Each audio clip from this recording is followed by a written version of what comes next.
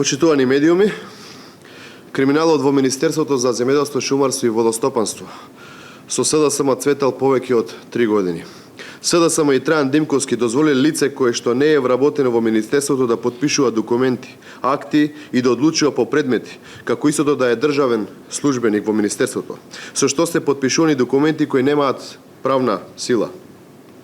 Партискиот функционер на СДСМ од Кратово, Љубен Цветанов, во период од 1 до 10 октомври 2019 година, иако бил невработен, потпишувал документи и акти на Министерството, управувал со движни и недважни ствари на Министерството, иако како да се однесува како да е државен службеник. Цветанов до 1 октомври 2019 година, како вработен преку Агенција за временни вработувања, бил вршител на должност раководител на подрачна единица на Министерството во Кратово, пошто има прекин во работниот однос од 10 дена, период во кој е невработен. На 10 октомври е примен на работа во Министерството на оглас број 119 од 2019 година на работно место наменето за албанец.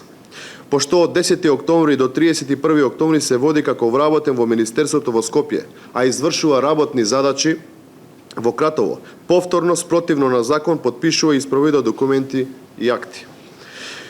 Големиот криминал што Цветанов и Димковски го прават е во неовластеното раководење со подрачната единица во Кратово. Криминалот и забеганоста на власта ода до таму што самиот Љубе Цветанов во период додека е невработен сам на себе си дава овластување да се пријави во Агенцијата за вработување на Република Македонија. Ова се документите кои што ги поседувам, исто таа злоупотреба ја докажуваат.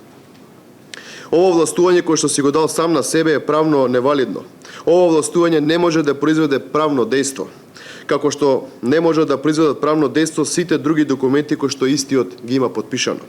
И за ова тој може да биде утужен од сите странки кои што се јавиле во постапка во кој тој како невработен одлучувал.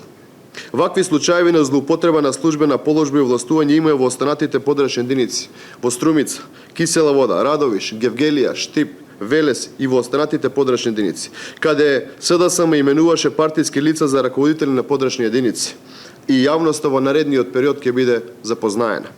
Како дополнителен заменик министер во Министерството, ќе дадам предлог за покренување на дисциплинска постапка против Љубен Цветанов, но и го повикувам јавното обвинителство да го истражи случајот, за да се утврди одговорноста за непосредниот надредениот во Министерството, кој што го дозволил ова, но и за Трајан Димковски како актуелен министер во Министерството за земјоделство, шумарство и водостопанство. Криминалот повеќе нема да биде толериран и јавноста мора да ја знае вистината. Ви благодарам.